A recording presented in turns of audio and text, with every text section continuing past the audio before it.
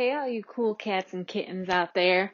If you've been indulging in Netflix at all, you know exactly where that's from. But welcome in. Dr. Krystal here, just going to go over a nice relaxing stretching routine that hopefully you can try either in the morning right when you get up or something nice to do right before bed to help kind of relax yourself down. We're going to work through the entire body with neck, middle back, and lower back type stretches to hopefully get you relaxed and ready for the evening or ready for your day. So get in a nice, comfortable seated position. I'm going to be doing most of the stretches and things from the floor, but if you need to modify, you can move to a chair and do most of these in a seated position from a chair as well. So nice, relaxed position, however is most relaxing for you. I want you to really pay attention to your breathing throughout this routine too. So with any kind of breathing and especially yoga type routines, as many of you know that I do yoga a lot. So a lot of the stretches and things are going to be with your breath. So just kind of mentally in the back of your head, get into a nice deep breathing rhythm. It may be helpful for you to do a count. So trying to get maybe a 4 to 6 count with your inhale and then that same nice long extended exhale as well. So I'm just going to sit and we're going to start our breathing. So nice deep breath in, inhale, and exhale all the way out.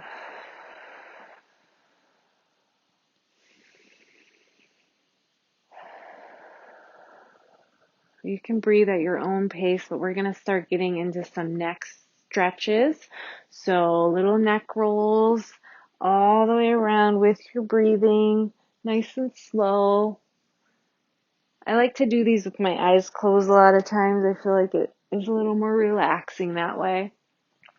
But once you get going in one direction, you're going to also move and switch it to the other side and go all the way around. And then next we're going to get that side stretch. So once you make it to that right ear to your right shoulder, I'm going to have you take that left arm and snake it behind your back. That'll help keep that shoulder down. And then with your other hand, just lightly press just to get a little deeper stretch and help keep that shoulder down away from your ear. And then take that hand and just press to the back of your head and come down and forward a little bit too. And breathe into any of those tight areas that you feel through that neck or shoulder. And then when you're ready, you're going to come up and switch to the other side. So tuck that other arm.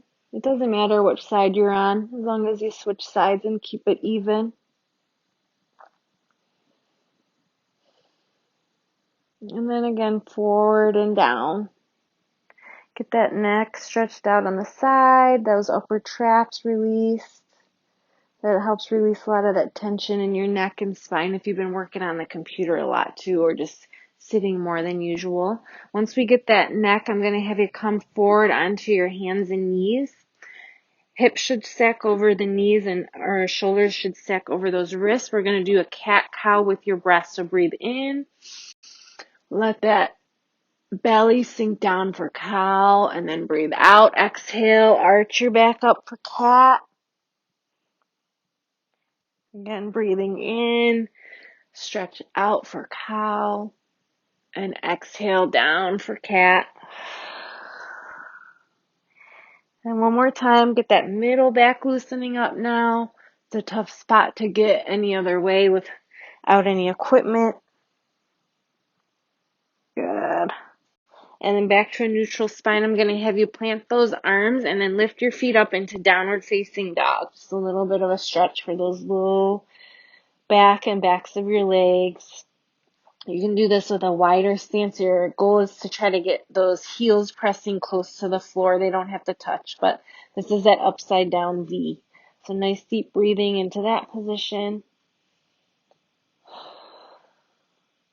You can pedal out your feet this way too. Get those legs to stretch. Good. And then come back down to your knees. We're going to come to a seat now and work on some forward folding from the floor. You can do, like I said, these standing as well if the floor is not very accessible to you. So we're going to do a seated tree. So one leg is straight and the other leg is bent. So arms come up, breathe in. And then forward fold, reach down as far as you can go, keeping your back fairly straight here. So I'm going to come down. Once you get into this position, nice deep breathing. You can round your back out if you want to come all the way forward.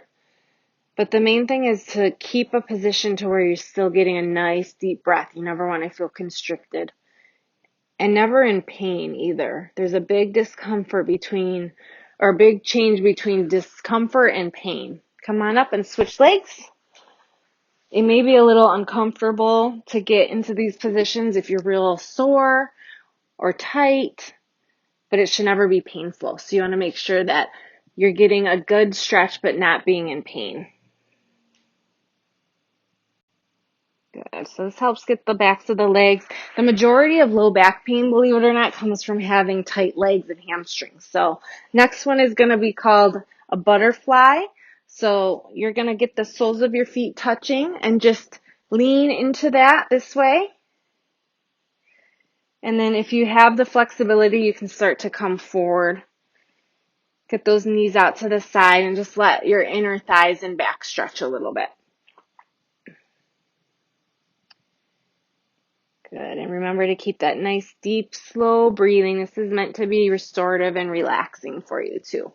Next, we're going to get your lower back stretch a little bit more, doing some spinal twists. So I'm going to have you lay down onto your back, arms out to a T, and then bring your feet up. Your hips are about a 90-degree angle, knees are about a 90-degree angle, and just let them fall over to one side. I'm going to start on my right side.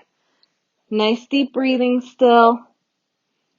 And then that head can turn and look to the opposite way that your legs are going.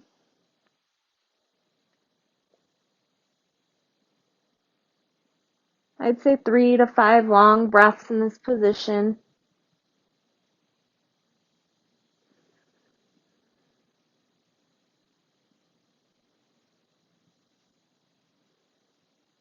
Once you feel like that's getting relaxed and stretched out, I'm going to have you bring in those knees back up to center and then switch over to the other side. Let them fall over to the other side. Keeping your shoulders flat on the ground is the key for this type of position. You don't get a good stretch in your low back if your knees are twisting, but your whole body is coming with it. So you want to keep your shoulders on the ground. So your knees might not hit the ground if you're not as flexible. That's okay. Eventually they'll make it there. They can always rest up on a block or a pillow. Back up to the center and then come on up to actually stay onto your back. We're going to do what we call a forward or a figure 4 stretch. It's also sometimes called thread the needle. So this one helps really stretch out the backs of your legs and your hips and those glutes.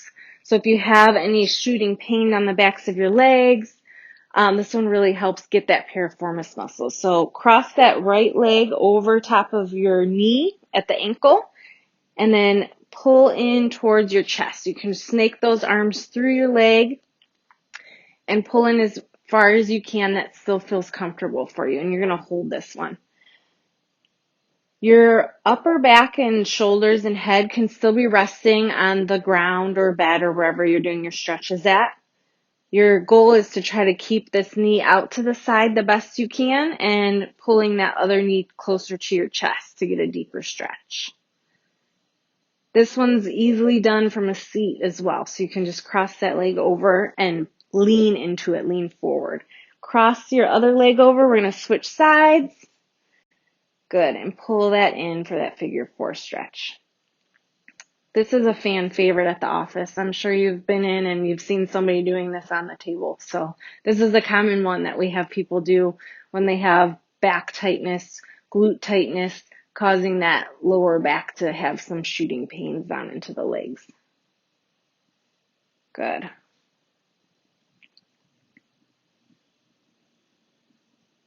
Nice. Coming up, we're going to push all the way up to a seat.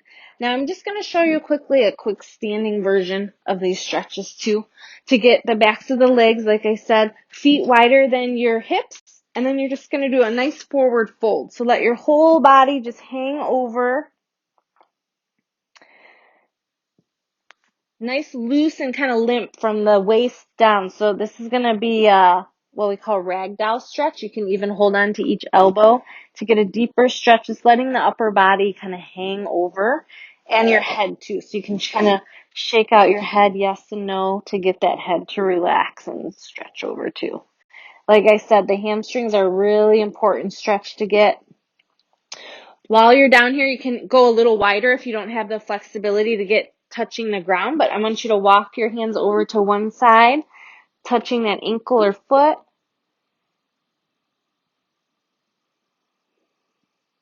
Good. Back through center, and then turn to the other side.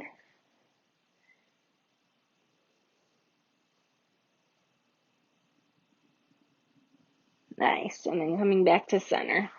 And then when you come up from these positions, you can always heel toe your feet back together and just roll yourself up one vertebrae at a time. Help keep your back safe.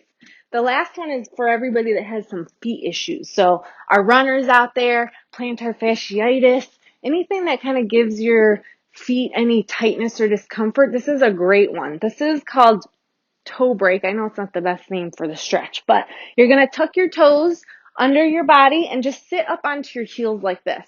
So this stretching of your foot actually feels really nice at the balls of your feet and helps stretch your feet and toes. So it's really just putting some pressure on there. You can see I'm sitting all the way back onto my heels right now. If you're feeling a little too much of a stretch, you can come up a little bit too to take some of the pressure off. But I'm stretched out enough to where I can get all the way back onto there. So nice deep breathing with this one. Nice upright posture and back for all of these seated stretches. And then the last one we're going to do is called arch smash. This one is pretty intense. If you're a runner, you hopefully have tried this one before. You're going to take the bony part of your foot. So this top part here of your foot is going to actually be what's pressing down, causing pressure onto your arch of your other foot. So I'll just show you this way so you can see it. So I'm going to take this one right at that bony part and put it right on the arch of my foot and then sit back down. So that pressure on there, that bone on there helps massage out any of the tension in that tendons and that plantar fascia that you have on the bottom of your foot, helps stretch it out a bit. So it's pretty intense. I'm at about like a 6 or 7 out of 10 right now. So it's pretty sore. So nice deep breathing for this one. And until you start to feel it relax down a little bit, I would hold this one for at least 3 to 5 breaths too. And then we would switch sides. So you switch to the other foot.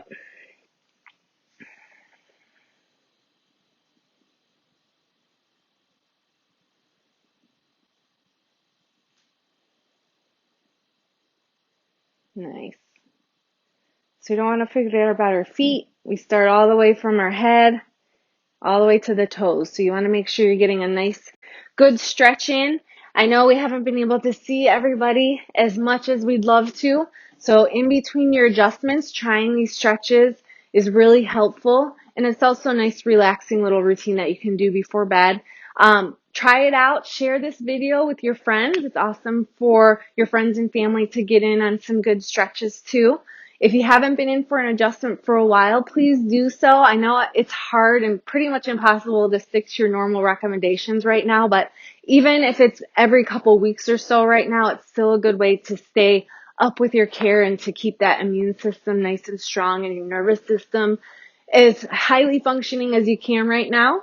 We love for you guys to watch these videos and comment below if you have any comments or if you've tried it or if you have any suggestions for future videos you'd like to see as well. But I hope you guys are doing well, staying safe at home, and we hopefully will see you soon. Have a great day.